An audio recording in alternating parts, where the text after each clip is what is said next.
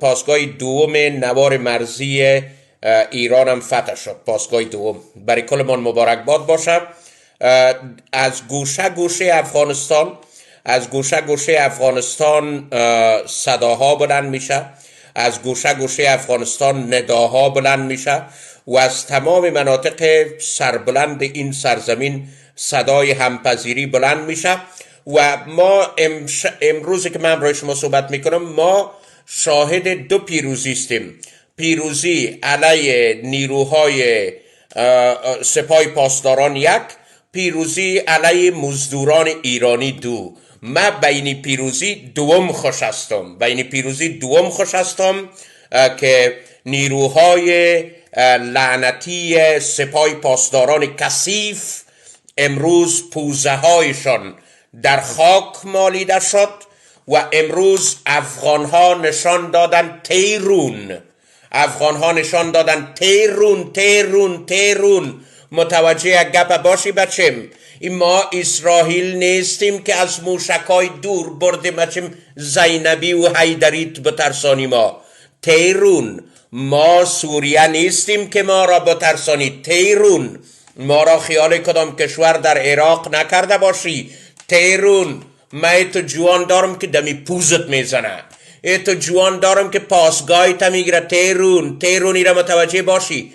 دوستای ارجمند، از تمام نظامی ها خواهش میکنم امشب در این بحث با من اشتراک بکنه، نظامی های افغان اشتراک بکنه.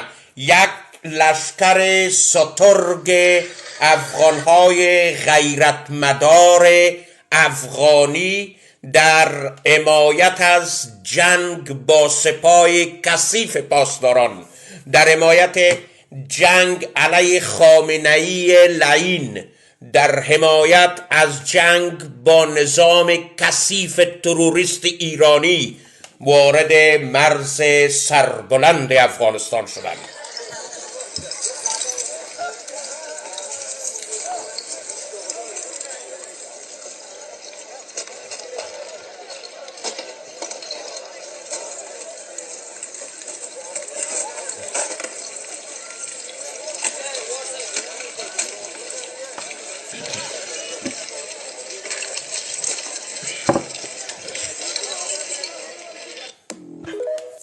این ملت من است که دستان خیش را برگرد آفتاب کمربند کرده است. میخوایم با این شعر تداوم بتم. دوستا لایو با دوستانتان لطفاً شریک کنید با افغان ها لایو، چون من بدون وقتی که همه شبه می آمدم امشب در او تایم نیامدیم. با افغان ها لطفاً شریک بکنین. لایو با افغان ها شریک کنین.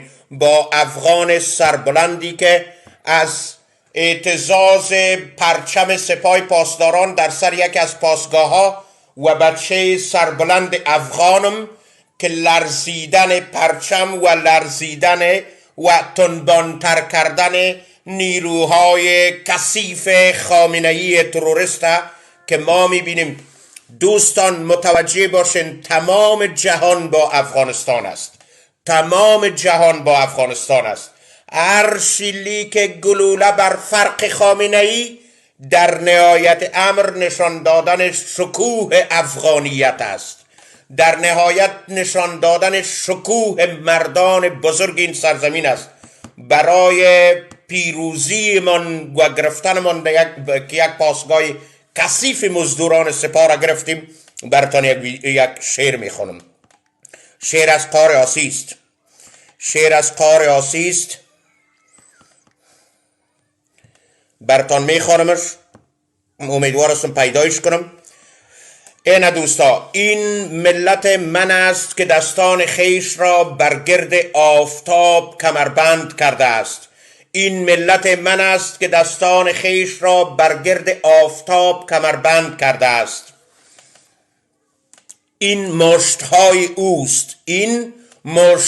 اوست که می کوبد از یقین دروازه های بسته تردید قرن را.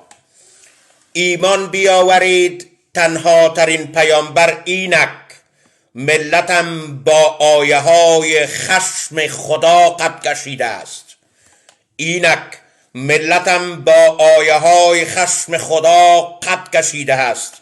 این ملت من است که تکرار می شود. این ملت من است که تکرار می شود. با نام انسان، با واژه عشق. این اوست اوست اوست.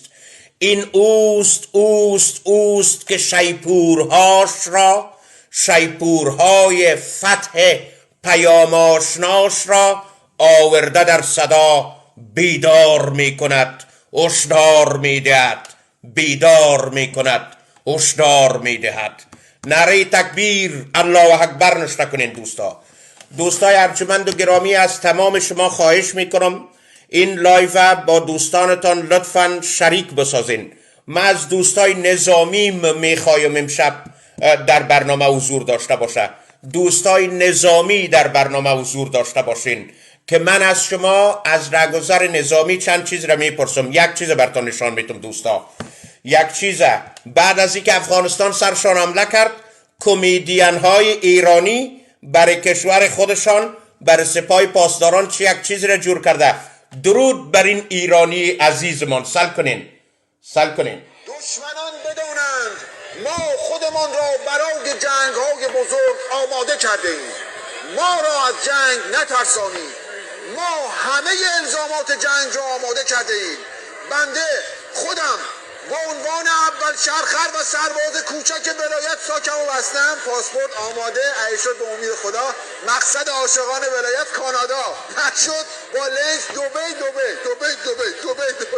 همونجا در خلیج فارس منافع دشمنان را تقدیم حضورشون میکنیم و خلاصه مرخص میشیم. بزغاله گوش کن، با لنج هماهنگ نمی کنی فردا باید کل خلیج فارس و قورباغه بری. گوش کن بزغاله. واه واه واه واه واه واه. از ترس سفیر ایران از ترس امروز به وزارت خارجه افغانستان با سر مثل شاقول بر سینه افتیده رفته بود. اینیست شکوه مندانگی خوشانخان خطک. اینیست شکوه مندانگی احمد شای عبدالی. اینیست شکوه مندانگی وزیر محمد اکبر خان. اینیست شکوه مندانگی امان الله خان غازی. اینیست شکوه مندانگی میر مسجدی خان تگابی. اینیست شکوه مندانگی میر بچه خان کودامنی. و امروز افغانستان من است که تکثیر میشه، تقسیم میشه، فریاد میشه برای ملت ها. این جهان است که من و تو را میبینه امروز. جهان امروز گلوله های قدرتمند افغان ها بر فرق سپاه پاسداران لذت خوشایندی خواهد داشت زمانی که بچه های ما را در مرزهایشان میکشند و سپاه بدان که این پیراهن تنبان پوش های چپلق گازی در فرقت خواهد زد. شوهرای تپرانده تو خو اولادش هستی. پیروز هستیم. خوش باشین. قدرتمندانه با شکوه و بسیار قدرتمندانه خوش باشین. و با این خوشی امروز افغانستان من و توست که تکثیر میشه. امروز لواه فتح افغانستان بر فراز پاسگاه های سپاه پاسداران نمایانگر نشاط و بزرگی جوانان سرزمین من و توست.